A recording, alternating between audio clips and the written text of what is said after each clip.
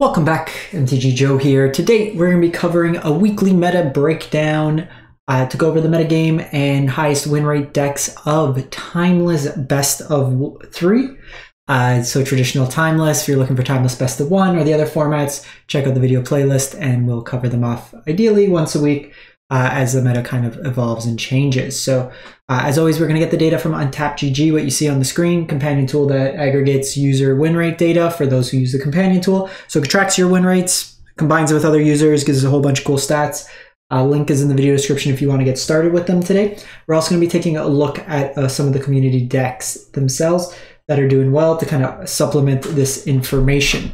Now, one thing I'll note with this particular Untapped, for whatever reason right now, mono green Field of the Dead decks are not showing up in any of the filtering. Sent a note to the Untapped folks to take a look at it. So I'll include a mono green field deck. We'll cover it towards the end and we'll kind of go from there and timestamp and include all the deck lists in the video description so you can copy paste to your heart's content.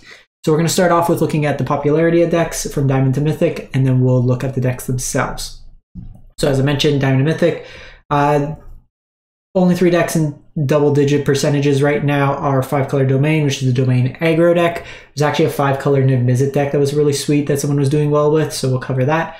Rakdos Midrange is both the traditional Rakdos Midrange decks as well as the Izzet Breach decks. Sorry, not the Izzet, the Rakdos Breach decks and the Rakdos Breach combo decks. Jund Midrange is going to be looking at 2 forms. We're going to be including both Jengantha and Luris companions, Death Shadow, and then traditional kind of midrange focused. Then we got like the multicolor midrange decks, Sultai, and then Izzet Tempo towards the bottom in terms of percentage. Nothing like huge change. We've seen quite a big increase in the 5-color Domain deck and a fairly large decrease. Probably closest to like the Sultai midrange decks kind of dropped quite a bit. Even the Jund midrange deck, we've peaked as high as like 14 and now it's down to like 12. 2% is not a huge week over week, really, when we look at it. So for the week that it is, December 12th through, oh, we're actually looking 2 weeks, or my bad, a month. We'll look at a month worth of data. Let's look at it like that, because now we're starting to aggregate stuff and it seems good. And I've already pulled up all the filters. So this is actually the second time I recorded it. I was halfway through and then my dog vomited halfway through, so I had to step away. So we're going to do it as this for the week and then we'll kind of tailor it afterwards for future weeks. But 38,000 games, Diamond and Mythic rank. Now, normally I do like to keep this as high as possible, but you can see here, if we go up to 100 games, we're only getting 6 decks, and it's pretty cannibalized in terms of what the archetypes are. At this point, because the format is still so new, and there's not like a set kind of tournament. There was the tournament that took place like last week from NZD MTG. It was only 16 creators that played. They're doing another tournament next week that's open, so that'll have higher numbers, hopefully like around 100. We can derive a little bit more information from it at that point, but really what I wanted to keep the counts lower this time is it'll allow us to see kind of some nuance, and we'll cover it. For example, Jund Midrange versus Jund Death Shadow, and then into Grixis Death Shadow is the first 3 decks we'll cover. We can kind of see some of the variance in terms of the decks and what people are doing in terms of these kind of overarching archetypes. So one thing to note as well with Untapped, when you are sub 50 matches, when you go to the page itself, it won't show up the win rate. So for Jund Midrange, it's 74.4%. It's the highest win rate. So if we jump into it itself, the deck list, this version here is a Jengantha companion that gives you access to Minsk and Boo. Klothys, which I think is a really powerful card in the current meta. Tough to deal with a lot of the removal options. There's not a whole lot of white exile that's going around, or even just like enchantment exile. I guess Leyline Binding is one of the fringe ones that would hit it. But then you also have like Jarsoul in here to rebuy your stuff, Fable the Mirror Breaker. Klothys also just eats away at the graveyard, insulates your life total.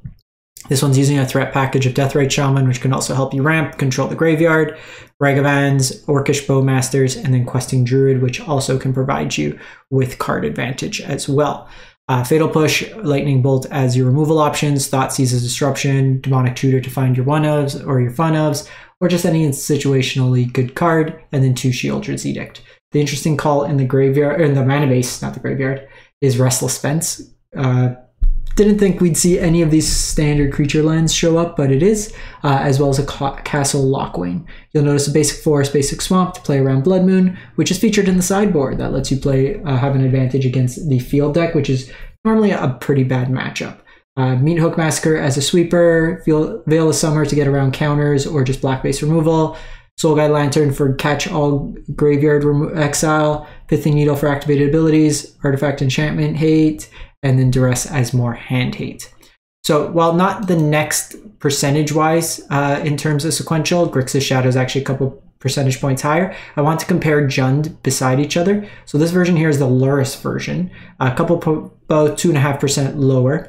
This version still has the Questing Druids, Orcish Bowmasters, Regavans, but it's using Death Shadow as a scalable creature in the late game. You have Baubles in this version, Deathrite Shaman, and then this version is foregoing main board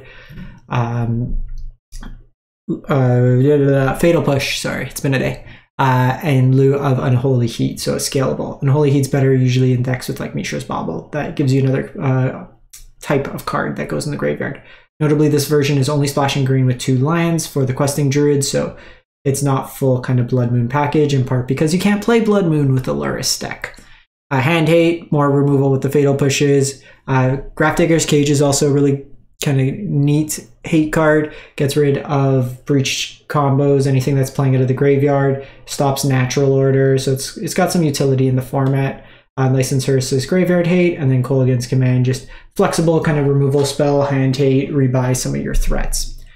So Grixis Shadow, if we go back to the results, Grixis Shadow is at 72.2, so 0.3 higher. Very similar kind of concept with the deck. We see a lot of these same cards. This version is doing a 3-1 split between Unholy Heat and Fatal Push, giving you access in blue with Brainstorm, Expressive Iteration for card advantage, and the Treasure Cruises. So kind of personal preference, I think I would prefer Jund because the Deathrite Shamans, I think, are probably one of the best creatures outside of Bowmaster. It just offers a lot of flexibility. The Brainstorms, you sometimes get trapped where you can't necessarily play it because of the fear of your opponent's Bowmasters. You do have a lot of removal for them, but I think I prefer the Jund version personally. Your sideboard, a lot of the same elements. Tormod's Crypt for Graveyard Hate, Alpine Moon for the Field of the Dead matchups, which is a nice call that also fits in the Lurrus shell. Link to Dust for Graveyard Hate, some Fatal Pushes, situational counters, Mystical Dispute, and then just kind of truing up when needed your extra hand hate or extra removal. Another card you may want to consider in this is Aether Gust if you're running into a lot of field decks. Could be a reasonable option because it gets around the counter spells as well, but through Cavern of Souls, the uncounterable. We then go to Sultai Midrange. This version is at 70.5, 71%. So this version of the deck's kind of like mid-rangey control. You have both Deathrite Shaman, Halfling to ramp into Oko and Uro. Primary win conditions, you have Orcish Bowmasters. The one thing I'll say with this version is a little light in terms of removal. You just are really leveraging these Fatal Pushes and Bowmaster when possible. Memory Lapses counters, you have your Brainstorms, Stern Scoldings in here. Scolding's really nice against like these smaller, especially like Lurrus shell decks, typically. And then Treasure Cruise to refill your hand. Cage again, Needle, Veil, Dampening Spears, nice against Storm decks. Also Castle Garenbrig, the green kind of castle that accelerates because it changes the mana. This actually stops it there.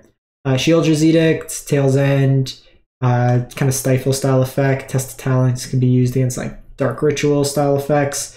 License Hearse for Graveyard Hate, and then Boseiju as naturalized targets. So not like, basically it's a line that can be used as a naturalized is what I mean to say. From there, we go to 5-color Domain Zoo at just a shade under 70%. So you're using every color possible, in part from fetching Force of Eye and Zagoth Triumphs. This enables Tribal Flames to deal 5 damage. It also makes your Kavu as well as Nashiba Brawlers both be 5-power creatures.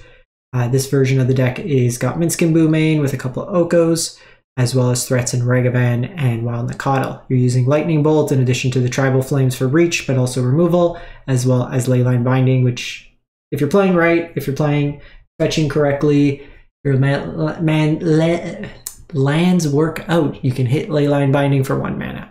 The one card I'm iffy on is Stubborn Denial. I know the concept of it would work well in the deck, but you only really have 7 creatures in the deck that can turn on the uncounter, or like the counter any spell condition.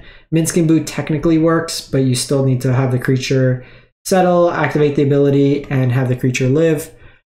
I was playing a lot of this in Best of One. I've kind of trimmed it out. I've been playing Treasure Cruise in the deck instead. I prefer that as well as Deathrite Shaman. But again, they're playing this in Modern. It's working. In Modern, you have the like 12 mana card that costs 2 less, I think, for each domain color you have, or something like 10 mana.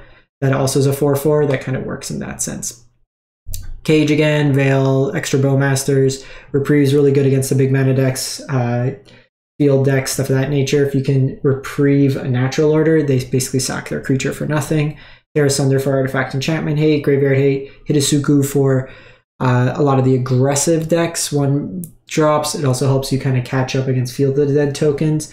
And then you have Klothys in here as well for the Graveyard hate. We then go to Dimir Control. So this was Missman's list that he actually won the Creator Challenge with. I will preface with Missman's lists. The dude's very good at Magic, and a lot of times his lists, he can win with like a ham sandwich. So don't get discouraged. These decks are very difficult to play. Your win conditions basically Orcish Bowmaster in this deck, as well as Luris Companion.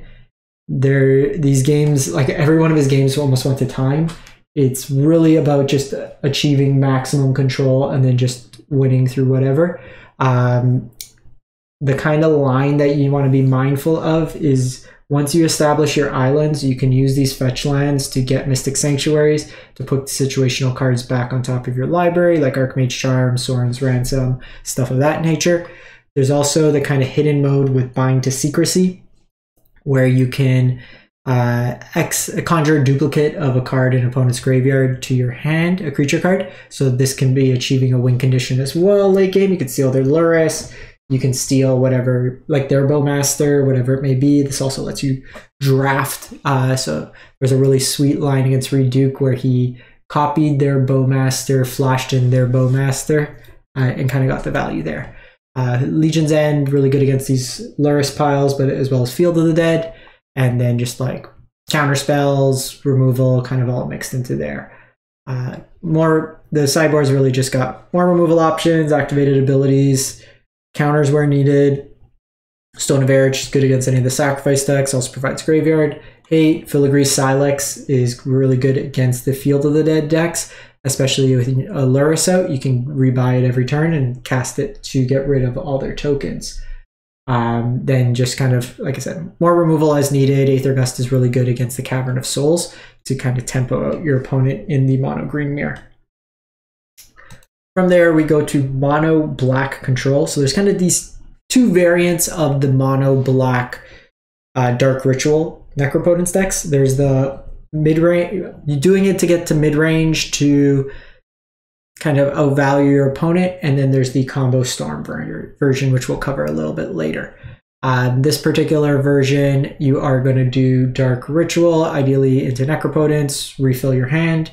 You have Fatal Pushes, Thoughtseize for Hand Hate, Orcish Bowmasters. Cool line, what you can do is if you have a swamp open, you can Necropotence for like 10, put a stop on your end step, and then kind of chuck extra copies of cards you don't need with March of Wretched Sorrows, and then you gain a bunch of life that can then allow you to Necropotence again.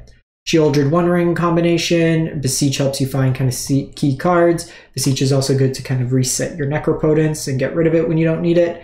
Luris in here for fair value to rebuy Bowmasters and Baubles, and then Graveyard Trespasser. Gain you some life, eat away at the graveyard, kind of value in there. Field of Ruins in here for the greedier mana bases, Castle for card to draw, and Attack Anuma. One thing I will say with this list, and we've seen it in the past week, so they're playing Blood Moon as a target with the Beseech the Mirror. The only way to cast this is through Beseech the Mirror. I think I would probably play like a couple fetches and a Blood Crypt just to allow you to be able to tutor it to have a second way to cast the card. That would be my suggestion. Leyline of the Void for Graveyard Hate, Meet Hookmasker as a sweeper, Feed the Swarm for creature removal and enchantment hate, Bitter Triumph, Creature and Planeswalker, activated abilities, and hand hate. From there, we go to Rakdos Burn, and give me 1 sec. Lots of talking, need some coffee. 66.7, so I'm playing a variant of this Investa one right now. I'm on 18 lands, I prefer that number count. Also, I'm not a fan of all the pain lands in this particular build because you are playing Eidolon of the Great Revel. All these pain lands end up hurting you, especially when all your spells also hurt you with an Eidolon out. So the whole thing with this is you want to kind of break parity, get your opponent to a lower life total, and then that way Eidolon kind of punishes them. Eidolon's very good against the Rakdos Breach deck because it's hard for them to combo out if they don't have a removal spell for it. Otherwise, you have like Bump in the Night as Burn, Play with Fire, Skewer the Critics, all ways to burn your opponent, Dragon Rage Chandler, Swift Spear, and Ragavan as cheap creatures. Akiba Reckoner Raid is a way to trigger Spectacle. What's nice with this is it triggers twice on your second upkeep as well, which normally if you look at Kumano, it pings that turn, but if you don't have the mana, like if you Kumano on turn 1, you can't enable Spectacle on turn 2. This will allow you to do so. The life gain could also be relevant when you're playing the Eidolons themselves. Your sideboard, Cage again, as we mentioned, go for the throat, Molten Collapse for kind of catch-all removal, hate pieces, Vortex for control matchups, anything that's Bauble. Be mindful, Bauble will deal 5 damage to you. So if you're bringing in the Vortex, take out the Baubles. And then you have Searing Blood, really good in these small creature mirrors. I've been really liking this Investa one. It's because a lot of times you're going to have to use your burn to control creatures. This does both. It hits the face, it hits the creature, which is really nice.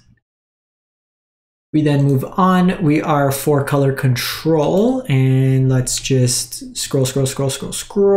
Apologies. 4-color control is at 65.2, and this is kind of the money pile deck. So we've seen some Yorion versions. This is on a Giganta version.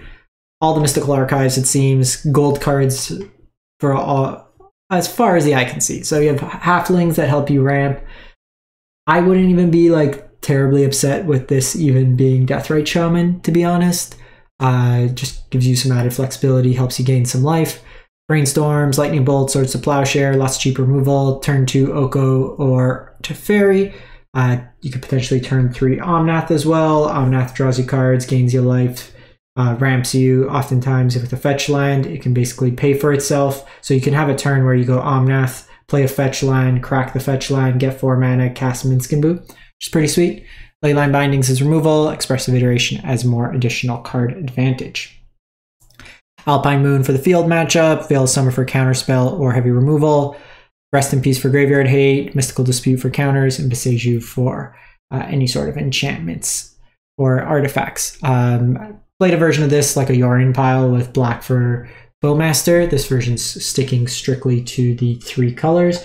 The 4 colors. Mind you, they will play 1 Zagoth Triome just to give you the 5th color for Domain to allow Leyline Binding to get reduction to 1 mana. We then go to Rakdos. They're calling it Midrange. This is the Breach combo, so 65%. So this deck is got a fair game plan that also has a combo element to it. So you can still just beat down with Dragon Rage Chandlers, Ragavans, like any kind of dorky creatures, Bowmasters, Citrus Plier. But ideally what you want to do is start filling your graveyard. And then what you're able to do is with Underworld Breach, ideally with a Dragon Rage Chandler out, you cast Dark Rituals over and over again. You can use things like Diabolic Intent to tutor for Tendrils of Agony, or if you mill it over, same with Demonic Tutor. Every copy of like Stitcher Supplier, like Stitcher is pretty good because it builds up storm count, where you could like Dark Ritual, cast Stitcher, it fills 3 cards, and then you Dark Ritual, Diabolic Intent, and then it dies, you mill 3 cards. So there's a lot of kind of value there. Basically build out storm count, Tendrils of Agony out your opponent to death. Phyrexian Tower can also help you get ahead on the mana. Lara's Companion. You have Graveyard Hate, Hand Hate, removal with Fatal Push, Pithing Needles for activated abilities, Abrade, Feed the Swarm as different types of anti-graveyard hate. So when they bring their graveyard hate, you have an answer to the hate. Grape Shot as just another, in case they name Tendrils of Agony, you have a second win condition through Storm. And then on licensors for more graveyard hate, Blood Moon when necessary. You can Blood Moon your opponent, notably having to take out Luris, and then Kolaghan's Command can also deal with artifact-based hate, and then just a flexible kind of all-around mid-range card. And then we go to Baka Phoenix, just including because people love Phoenix, 56%. This deck is looking to throw cards into your graveyard, Faithless Looting, just a lot of cheap cantrips. Ledger Shredder helps get cards into your graveyard, as well as the Surveil from both Consider and Dragon Rage Chandler. Treasure Cruise is basically a 1-mana draw 3 in this deck. This deck's fairly soft to Bowmaster. You do have 8 1-mana removal options to hopefully hit it, but it's a lot of redundancy. You get Phoenix in, fairly consistent in terms of doing so. Check out the Companion in this list. Blood Moons in the side, Ledger Shredders when they're bringing in more kind of graveyard hate, Abrades for any sort of the artifact graveyard hate, Spell Pierce, and Tormod's Crypt. 18 lands, a lot of fetches to help enable the Brainstorm. So a couple decks, like I mentioned, this is the mono green Field of the Dead. This just instantly won, but Alth MTG had a good list. There's some variations on it, but they're all kind of the core of the same deck. You have a Boreal Grazer and Kami of the Bamboo Groves, so you have 8 1-mana creatures that let you put an extra land into play. Notably with these creatures as well, they can be sacked to natural order that lets you get Primeval Titan out. Or in a pinch, you also have Titan of Industry that could blow up like Blood Moons and stuff like that. Fierce Empath lets you tutor for your Primeval Titans, which is nice. Once upon a time, playing the full set, because finding lands in this deck's not the end of the world. Same with Sylvan Scrying, can help you find situational lands, including Cavern of Souls for the heavy counterspell decks.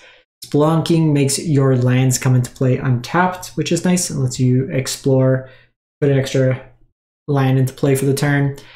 What you're able to do is you can cast a Titan, and if you have 2 mana left over, Hamor Battlement as well as one of your red sources, which is usually a Stomping Ground, can give the Titan haste the same turn it comes down.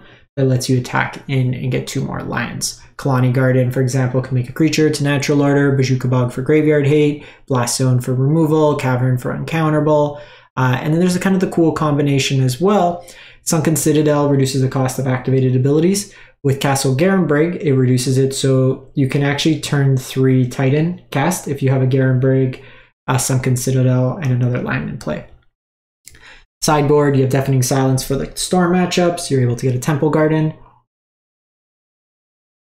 Veil of Summer for black-based removal, hand hate, or counterspells. Canker Bloom to deal with artifacts or enchantments, Blood Moon style effects. Excuse me. Notably, what's nice with this is even if they resolve a Blood Moon, it's colorless to activate, whereas something like Tranquil Fallback still requires green mana. Rest in Peace for graveyard hate, Stonebrain for combo hate, Thrun for encounterable, and then Greater Hoof for kind of the mirrors, just lets you go over the top and bigger. From there, I apologize.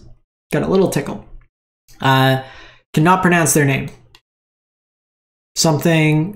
Congrats to this person for having a great run, 39-9 in best of 3, which is always impressive. So this is a Niv Mizzet Reborn deck.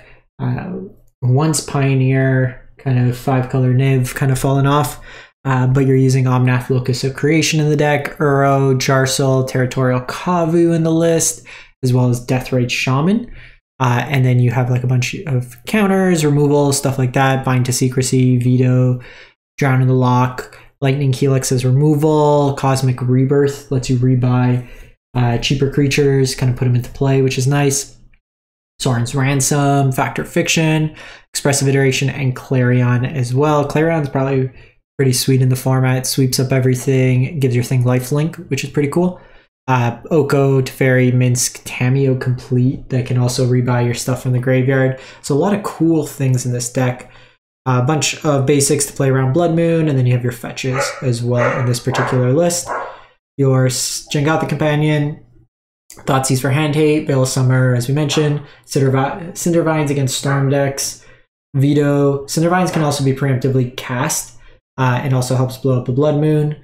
Veto for more counters, Meddling Mage for if you know, like say you want to name Dark Ritual or Tendrils of Agony, right? They can't combo out that turn. You have third class Iconoclast, I guess, for post board, like in a control mirror, they're probably bringing in more counters, less removals. So this lets you kind of go wide, voice for heavy counterspell decks or just instant speed decks.